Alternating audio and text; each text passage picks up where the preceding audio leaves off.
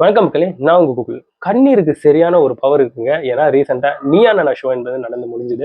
அந்த ஷோல யாமினி அப்படிங்கிற ஒரு பெண் அவங்களுடைய லவ்வரை நினைச்சு அழுது சில விஷயங்களை வந்து பேசியிருக்காங்க.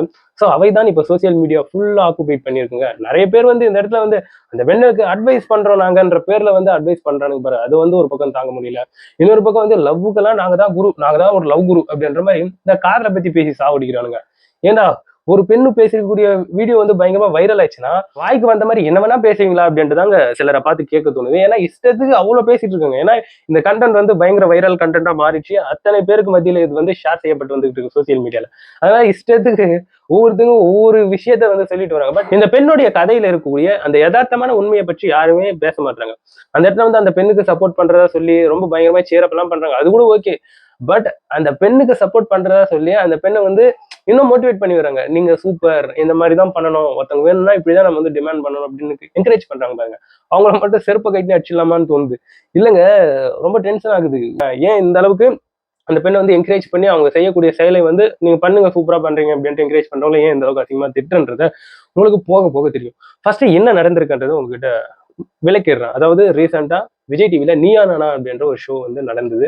அந்த ஷோல வந்து ஒரு பக்கம் வந்து லவ் ஃபெயிலியர் ஆனவங்க, இன்னொரு பக்கம் லவ் ஃபெயிலியர் ஆனவங்களை வந்து அவங்களுடைய மனசை வந்து தேற்றுவதற்கு அப்படின்ட்டு ஒரு சிலர் வந்து உட்கார்ந்துக்கிட்டு 2 பேருக்கு மத்தியில வந்து டிபேட் வந்து நடந்துட்டு இருந்தது.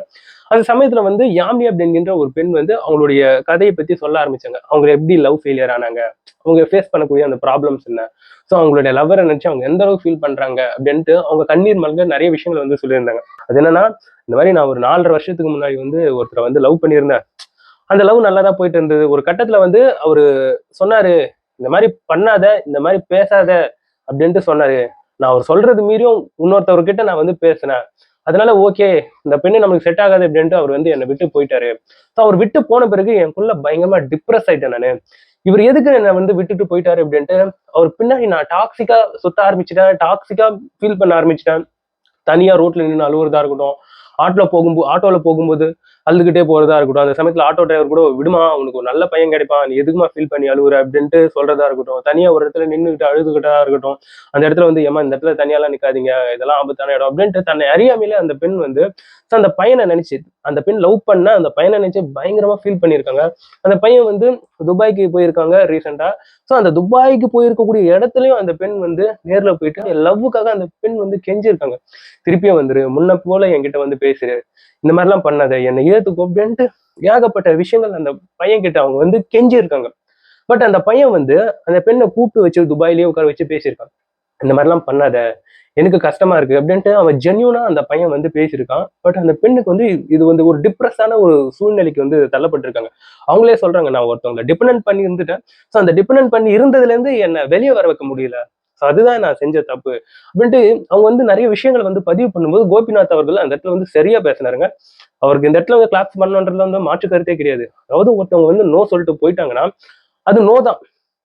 அவங்கள போயிட்டு சும்மா டார்ச்சர் பண்ணி அவங்க கிட்ட கெஞ்சி அந்த அன்பை திரும்ப பெறுவதால் அதால ஒரு பிரயோஜனமும் கிடையாது. அந்த சமயத்துல கோபிநாத் அவர்கள் வந்து எங்க யாரனா இந்த பெண்ணுக்கு வந்து சேரப் பண்ணுங்க, இந்த பெண் வந்து ரொம்ப டிப்ரெஸ்ல கஷ்டப்பட்டு இருக்காங்க அப்படின்னும் போது ஒருத்தவங்க ஒரு ஆன்டி வயசானவங்க அவங்க வந்து மைக் எடுத்து பேசுறாங்க. டிப்ரெஸ்ஸா இருக்காத, நீ என்ன நினைச்சு நீ வாழ நினைக்கிறியோ அப்படி வாழு. சோ இதை வந்து யாராலையும் நிறுத்த முடியாது. நீ வந்து ரியலா இரு. ஒண்ணு நீ வந்து ரியாலிட்டிக்கு வந்துருவ, இல்ல உண்மை என்னன்றது வந்து புரிஞ்சுப்ப. ஆனா உன் போக்குல இருந்து நீ பின்வாங்காத அப்படின்ற மாதிரி அந்த ஆன்டி சொல்லியிருப்பாங்க. அந்த சமயத்துல கோபிநாத் அவர்கள் வந்து கேட்பாங்க, ஏமா இப்போ அவங்க உன்னை வந்து சீரப் பண்ணாங்களே, அதை வந்து நீங்க என்னவா ஃபீல் பண்றீங்க அப்படின்னு சொல்லும்போது அவங்க என்னவோ சொன்னாங்க அப்படின்னு சொல்றாங்க. சோ அந்த அளவுக்கு அவங்க வந்து பயங்கர டிப்ரெஸ்ல ஆயிருக்காங்க. அப்ப கோபிநாத் அவர்கள் வந்து அந்த பெண்ணுக்கு வந்து சரியான ஒரு தக்க பதிலடியை வந்து கொடுக்குறாரு. அதாவது இந்த இடத்துல வந்து அன்பா சொல்றதை விட பரிதாபம் படுவதை விட இருக்கக்கூடிய உண்மையை டைரக்டா பேசுறது இந்த இடத்துல வந்து சரியானது. கோபிநாத் அவர்கள் வந்து ஒரு உண்மையை வந்து படார்னு போட்டு உடைச்சிருப்பாரு. அதுக்கு ஒரு ஓமை கதையா வேற சொல்லியிருப்பாரு. அம்மா, ஒரு ஒரு கிராமத்துல ஒரு பெண், ஒரு படிப்பிரிவு இல்லாத ஒரு பெண் வந்து அந்த கிராமத்துல இருக்கக்கூடிய ஒரு பையனுக்கு வந்து திருமணம் பண்ணி தராங்க. அப்படி திருமணம் பண்ணி தந்த அந்த பெண்ணுடைய கணவன் கொஞ்ச நாளே வந்து இறந்து போயிடறான், காணாம போயிடுறான்.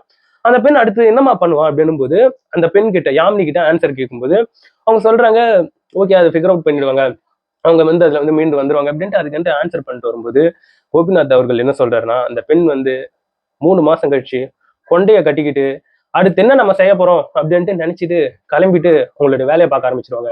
ஸோ அதுதான் இந்த இடத்துல வந்து இருக்கக்கூடிய ஒரு யதார்த்தம். நமக்கு ஒரு விஷயம் கிடைக்கலன்னா அதை நினைச்சு ஃபீல் பண்ணி அதை போட்டு டார்ச்சர் பண்றதை விட ஜஸ்ட் நெக்ஸ்ட் மூவ் ஆன் ஆகிறது பெஸ்ட், நெக்ஸ்ட் என்ன நம்மளுக்கு வேணும்ன்றது பாக்குறது பெஸ்ட்ன்ட்டு கோபிநாத் அவர்கள் சொல்லி இருக்கிறது இந்த இடத்துல வந்து சூப்பரான ஒரு விஷயங்க. அதே சமயத்துல அந்த பெண் கிட்ட ஒரு கொஸ்டின் கேக்குறாங்க, ஏமா நீ அந்த பையனை முழுக்க முழுக்க டார்ச்சர் பண்ணியிருக்கிற மாதிரி தான் தெரியுது, ஏன்னா அந்த பையனை உட்கார வச்சு பேசியிருக்கான், நல்ல பையனா இருக்கு, அவனே சொல்லியிருக்கான் இந்த மாதிரி பின்தொடராத, என் பின்னாடி இப்படி சுத்தாத, வாழ்க்கையா பாரு அப்படின்னு சொல்லியிருக்கான். அந்த பையன் திருப்பி உன்னை இந்த மாதிரி பண்ணியிருந்தா அதை நீ ஒத்துப்பியா? இந்த மாதிரி டார்ச்சர் ஆஸ் ஏ ஒரு கேலா உனக்கு அந்த டார்ச்சர் அந்த பையன் வந்து கொடுத்திருந்தா இதை நீ ஒத்துக்கிட்டு இருப்பியா அப்படின்னு கேட்கும்போது அந்த பொண்ணு மறுக்கிறாங்க, இல்லைங்க நான் ஒத்துக்க மாட்டேன். சோ ஒரு பையன் ஒரு பெண்ணுக்கு எந்த அளவுக்கு தொடர்ந்து ஒரு லவ் டார்ச்சர் கொடுத்தா அது எவ்வளவு பெரிய பிரச்சனை ஆகும் இந்த காலகட்டத்துல. ஏன் நம்மளை என்ன மாதிரி சும்மா இருக்கக்கூடிய இன்ஃபுளுன்ஸ் எல்லாம் சும்மா விடுவானுங்க, அவன் பாருங்க என்ன பண்ணிட்டு அவனுக்கு ஜெயில போடுங்க, தூக்குல போடுங்க, அப்படி போடுங்க இப்படி போடுங்கன்ட்டு பேசியிருக்க மாட்டோம். அதே மாதிரிதான் கோபிநாத் அவர்கள் சொன்னாரு, அம்மா நீ ஃபீல் பண்றதுல தப்பு கிடையாது, இது வந்து அந்த ஃபீலிங் எல்லாருக்கும் இருக்குதுதான், பட் ஒருத்தவங்களை போட்டு டார்ச்சர் பண்றது, அவங்களை அப்படி கஷ்டப்படுத்தி வர வைக்கக்கூடிய லவ் வந்து அந்த அளவுக்கு நல்லது கிடையாதுமா, இதுல இருந்து நீ மூவ் ஆன் ஆகு அப்படின்ட்டு கோபிநாத் அவர்கள் வந்து பேசியிருப்பாங்க. அந்த பெண்ணும் கண்ணீர் மல்க சில விஷயங்களை திருப்பியும் அவங்க வந்து ஷேர் பண்ணியிருப்பாங்க. இந்த இடத்துல வந்து இருக்கக்கூடிய யதார்த்தம் என்னன்னா, அதாவது ஒரு பொருள் நம்ம கிட்ட வந்து இருக்கும்போது அதை வந்து ஈஸியா நினைச்சுக்கிறது, அட ஜஸ்ட் லைக் தட்ரா, அட என்னடா அது தானடா, அட கோகுல் தானடா, அட அவன் தானடா அப்படின்ட்டு அந்த மாதிரி நினைக்கிறது ஒரு முட்டாள்தனமான ஒரு விஷயம். யாரா இருந்தாலும் இந்த இடத்துல வந்து மதிப்பு தர வேண்டும். அவங்க உங்ககிட்ட உண்மையா இருந்து இவங்க ஓகே நமக்கு செட் ஆக மாட்டாங்க, நம்ம அன்பை கொடுத்தால் அவங்க வந்து நம்மள ஒரு ஆளை கூட மதிக்க மாட்டாங்க, நமக்கு எதுக்கு இவங்க கூட அப்படின்ட்டு கிளம்பிட்டாங்கன்னா அப்ப அவங்களை நினைச்சு ஃபீல் பண்ணி ஒரு பிரோஜனமும் கிடையாது, அவங்க மூவ் ஆக மாட்டாங்க, அவள் அவங்க ஜஸ்ட் போனதுதான். இப்படி நடந்திருக்கும் பட்சத்தில் என்ன பண்ணணும்னா ஜஸ்ட் அவங்க கிட்ட போய் ரிக்வஸ்ட்டை வந்து கொடுக்கலாம், நான் பண்ணது தப்பு, இனிமே நான் இந்த மாதிரி பண்ண மாட்டேன், உனக்கு பிடிச்ச மாதிரி நடந்துப்பேன், வா நம்மள பழைய மாதிரி நம்ம வந்து இருக்கலாம் அப்படின்ட்டு அவங்க கிட்ட ஒரு ரிக்வஸ்ட் கொடுக்கலாம். அவங்க கிட்ட வந்து அந்த இன்ஸ்டன்ட் டைம்லயே போயிட்டு இதெல்லாம் ரியலைஸ் பண்ணி பேசிட்டு அவங்க கிட்ட அந்த ரிக்வஸ்ட்டை கொடுத்து ஜஸ்ட் காமா இருந்தணும். ஏன்னா அனைத்து தப்புகளும் செய்திருக்கும் போது காமா இருந்துதான் ஆகணும்.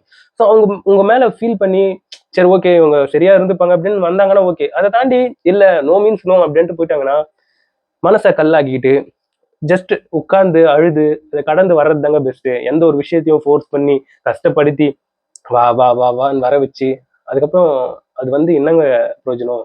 ஜஸ்ட் ஒரு பொம்மையாகவோ இல்ல ஒரு நடிப்பாகவோ தான் நடிச்சிட்டு இருப்பாங்க. அது ஆணா இருக்கட்டும் பெண்ணா இருக்கட்டும், எதையும் ஃபோர்ஸ் பண்ணி வர வைக்க கூடாது. ஓகேடா விடு, நம்மளுக்கு இதை விட நல்லதா கிடைக்கும் அப்படின்ட்டு ஸோ அந்த கனத்த மனசோட அழுதுட்டு அதை விட்டுலாம் நாளைக்கு சரியும் ஆயிடும்.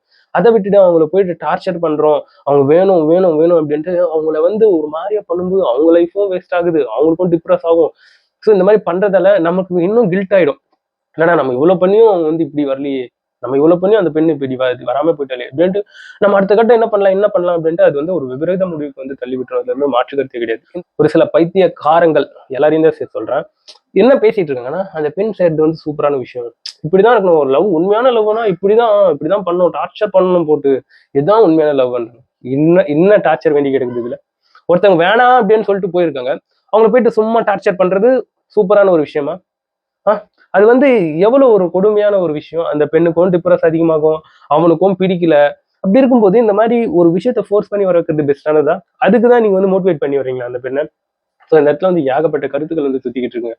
ஆனா எந்த ஒரு சம்பவம் நடந்ததுதான். ஒண்ணு மூவ் ஆன் ஆகணும், இல்லைன்னா அதோடைய விளைவு வந்து ரொம்ப விபரீதமாக இருக்கும். அது வந்து என்ன வேணா நடக்கலாம். ஸோ அதனால தயவு செஞ்சு உங்களுடைய அந்த மோட்டிவேஷனை வந்து நெக்ஸ்ட் என்ன நடக்க போகுது, நம்மளுடைய பேஷன் என்ன, நம்மளுடைய வேலை என்ன, அடுத்தவங்க சரி ஓகே அதே மாதிரி ஒரு நல்ல மனசோட இன்னொருத்தவங்க கிடைச்சிட மாட்டாங்களா அப்படின்ட்டு சிந்தனையை திருப்பிட்டு போயிட்டே இருக்கணுங்க.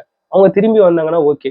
ஸோ நீங்க வந்து இப்போ ரிக்வஸ்ட் பண்ணியிருக்கீங்க, ஸோ நீங்க பண்ணதை ரியலைஸ் பண்ணி கஷ்டப்பட்டு அவங்க கிட்ட வந்து பேசிருக்கீங்க, அவங்களுக்கு பிடிச்சிருந்தா திருப்பி வர போறாங்க, அப்படி இல்லைன்னா ஓகே உங்க வாழ்க்கை நல்லா இருக்கணும் அப்படின்ட்டு சந்தோஷப்பட்டு ஸோ அதோடைய கடந்து கனத்த மனசோட விட்டுட்டு வந்துடணும், அது போக போக சரியாயிடும். ஸோ இந்த மாதிரியான ஒரு செயல் தான் பெஸ்டான ஒரு விஷயமாக இருக்கும்ட்டு என்னை பொறுத்த வரைக்கும் அதுதாங்க பெஸ்ட்னு தோணுது. எல்லாருமே மனிதர்கள் தான், எல்லாருக்குமே எல்லாமே நடந்திருக்கும், பட் அது வந்து நாளடைவில் அது வந்து சரியாயிடும். அதே சமயத்துல இந்த உலகத்துல வந்து ஒன்னை விட ஒண்ணு சிறந்தது எப்பவுமே இருக்குங்க.